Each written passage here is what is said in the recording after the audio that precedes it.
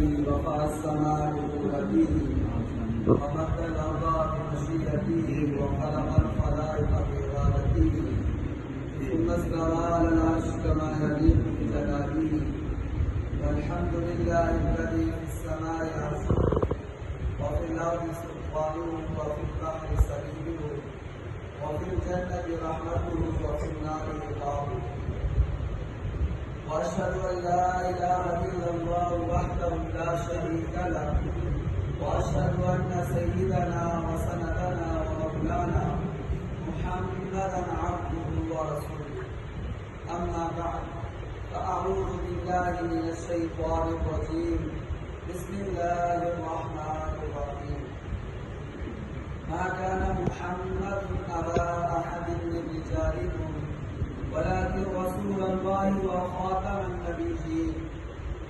وقال النبي صلى الله عليه وسلم لو كان بعدي نبي لكان عمر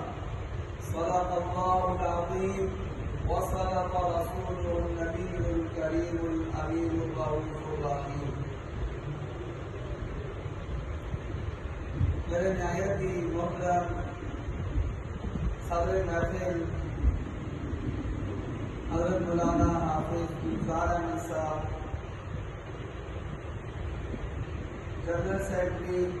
انٹرنیشنل ختم نبوت موومنٹ صوبہ پنجاب، اسی طرح گجرانوالہ سے تشریف لائے ہوئے محترم جناب حضرت مولانا معظم صاحب، جنرل سیکرٹری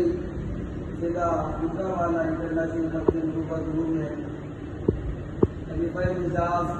حضرت جی حضرت مولانا ذوالفقار احمد نقشبندی رحمہ اللہ تعالی رحمۃ واسعہ، اس طرح ضلع منڈی بہاؤالدین سے تشریف لائے ہوئے ہمارے معزز مہمان حضرت مولانا سید عثمان شاہ صاحب الحسینی، صدر انٹرنیشنل ختم نبوت موومنٹ ضلع منڈی بہاؤالدین،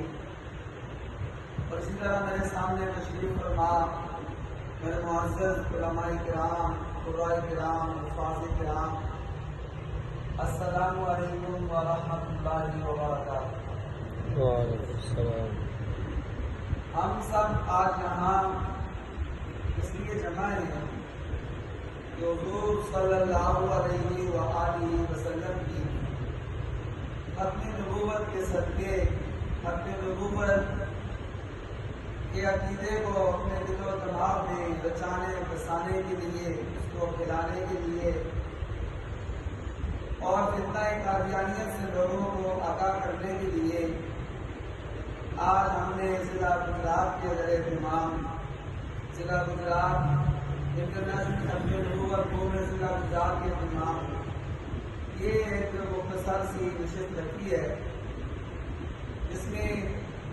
ہمارے صوبہ پنجاب کے سیکرٹری حضرت مولانا حافظ گلزار احمد صاحب کا خصوصی خطاب ہوگا، اسی طرح انٹرنیشنل ختم نبوت صوبہ پنجاب کے امیر حضرت مولانا قاری احمد علی ندیم صاحب آپ سربراہ، ان کا انشاءاللہ خصوصی خطاب ہوگا۔ ہم اس تحفظ شاعر اسلام سیمینار کا باقاعدہ آغاز تلاوت کلام پاک سے کرنا چاہتا ہوں۔ تلاوت کلام پاک کے لیے دعوت دیتا ہوں محترم جناب قاری عفان احمد اعجاز صاحب آپ وزیر آباد، کہ وہ تشریف لائیں اور آپ کو اپنی سریلی خوبصورت آواز میں اللہ تعالیٰ کے پاک کلام کی تلاوت سنائیں۔